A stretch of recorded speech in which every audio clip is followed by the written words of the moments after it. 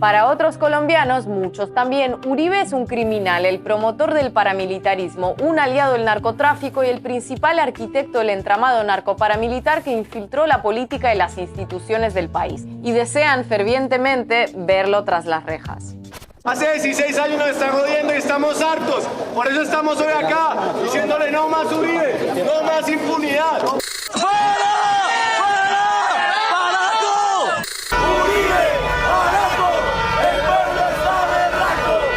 ¡Uribe, fascista! ¡Usted es el terrorista! ¡Uribe, fascista! ¡Usted es el terrorista!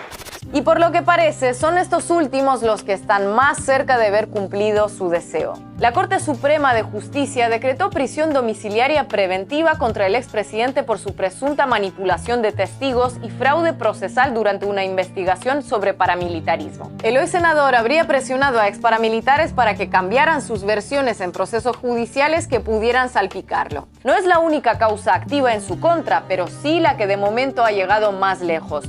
La Comisión de Acusaciones del Senado registra alrededor de 200 denuncias en su contra. En total, al hoy senador se le han abierto cerca de 30 procesos ante la Corte Suprema de Justicia por distintos delitos. Entre los más famosos, las llamadas chuzadas, escuchas ilegales a políticos, activistas y defensores de los derechos humanos por parte de las fuerzas de seguridad efectuadas durante su gobierno entre 2002 y 2010. Las víctimas, coincidencia o no, eran en su mayor parte personas que Uribe tildó en público de traficantes de derechos humanos y terroristas, por lo que consideran que la práctica se llevó a cabo con mínimo su consentimiento y máximo siguiendo instrucciones suyas. O las matanzas paramilitares ocurridas en Antioquia mientras Uribe gobernaba ese departamento.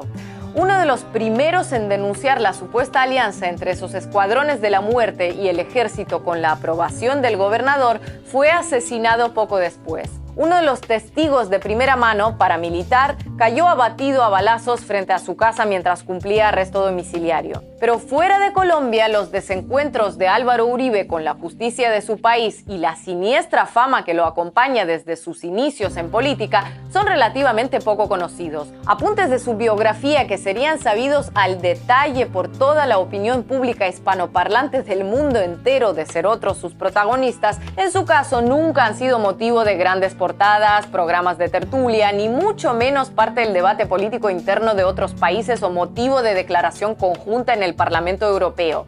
Y no porque sean detalles menores, al contrario. La sombra de la sospecha persigue a Uribe desde hace casi 40 años, cuando fue nombrado jefe de Aeronáutica Civil después de que el cártel de Medellín asesinara a su antecesor en el cargo por negarse a dar licencias de vuelo a narcotraficantes. La organización liderada por Pablo Escobar sacaba la mayoría de la cocaína del país hacia Estados Unidos usando avionetas. Después fue alcalde designado de Medellín durante unos meses, pero fue destituido a los pocos meses por motivos poco claros. Según un libro de un famoso empresario local publicado en 2013, el entonces presidente Belisario Betancur pidió su destitución por sus supuestos nexos con el cártel que hizo tristemente famosa a la ciudad. Pero es en 1986 cuando Álvaro Uribe da su primer gran salto a la política colombiana como senador.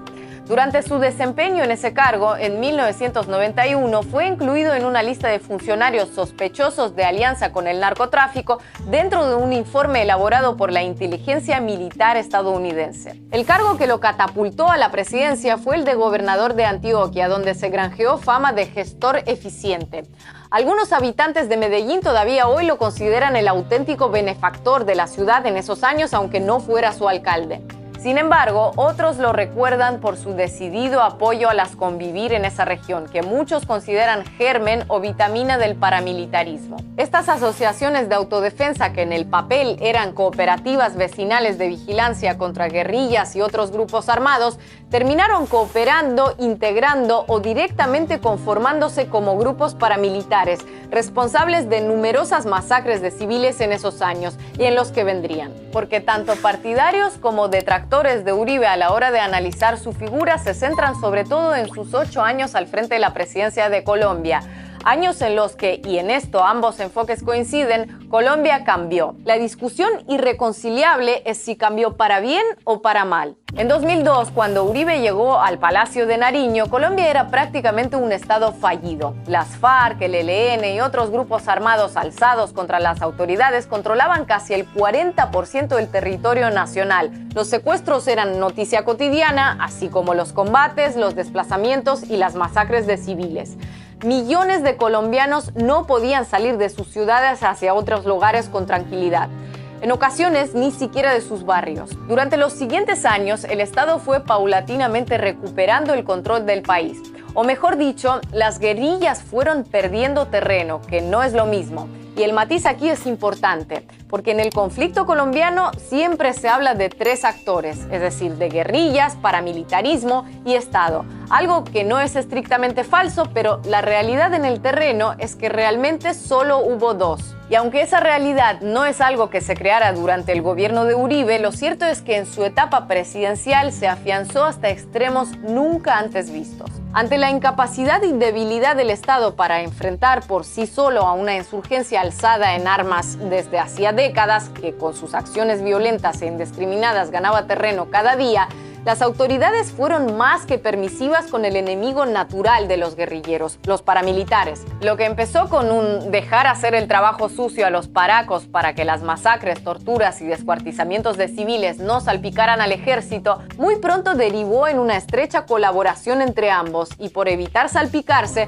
las fuerzas militares terminaron directamente empapadas. La colaboración entre Estado y paramilitarismo pronto también se hizo presente en partidos políticos e instituciones, algo que hoy se conoce como parapolítica. Y así lo que empezó como alianza pronto derivó en simbiosis. El conflicto armado se desplazó de regreso al campo y a las zonas más pobres del país, donde los crímenes pasarían desapercibidos a ojos de buena parte de la opinión pública. 24.000 desaparecidos, 6.500 asesinatos selectivos, 400 masacres de civiles y un número todavía indeterminado de asesinatos de ciudadanos desarmados para cobrar recompensas, presentándolos como guerrilleros. Es el resultado contabilizado hasta ahora de los años de Uribe en la presidencia. Saldo humano que todavía hoy para muchos colombianos sencillamente no existió. Tampoco para la mayoría de grandes medios nacionales y también internacionales, que le perdonaron lo que no le habrían perdonado a ningún otro político, porque ejercía el papel de principal contrapeso del chavismo en la región. Así fue como pudo pasar desapercibida en el mundo la estrategia antiinsurgente de su presidencia: permitir la fusión de paramilitarismo y Estado. Una fusión que posteriormente intentó maquillarse con condenas y extradiciones, pero cuyos efectos colaterales todavía siguen pagando los colombianos. A día de hoy, ya con las FARC fuera de la violencia armada, Colombia sigue siendo el país con más desplazados internos y mayor número de líderes sociales asesinados del mundo. De modo que no es falso decir que Uribe debilitó a la guerrilla hasta prácticamente acorralarla, el argumento más utilizado por sus partidarios, como tampoco es falso decir que las bombas atómicas sobre Hiroshima y Nagasaki lograron la rendición de Japón en la Segunda Guerra Mundial. Ahora, la manera en que se lograron esos objetivos, sus consecuencias e implicaciones morales son otra discusión, que es el fondo del desencuentro irreconciliable entre uribistas y antiuribistas a la hora de evaluar el legado de Uribe, que no es algo del pasado además. Desde su presidencia, todos los jefes de Estado de Colombia han sido o bien uribistas como Iván Duque o políticos provenientes del uribismo como Juan Manuel Santos. En 2018, el uribismo duro representó la preferencia electoral de 4 de cada 10 colombianos de los que votaron.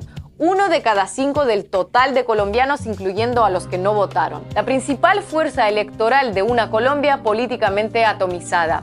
Hoy, con la acción de la Corte Suprema en contra de Uribe, mientras unos se indignan, otros celebran lo que sienten como pequeñas gotas de una justicia largamente anhelada, que parecía literalmente imposible hace 10 años. Pero más allá del personaje del expresidente, del senador, no hay que olvidar que Uribe puede haber sido el promotor, el facilitador, el impulsor del modelo de Estado que rige Colombia en el siglo XXI, pero no la causa de fondo. El remedio para muchos otros la enfermedad, pero seguramente Uribe nunca haya pasado de ser los síntomas.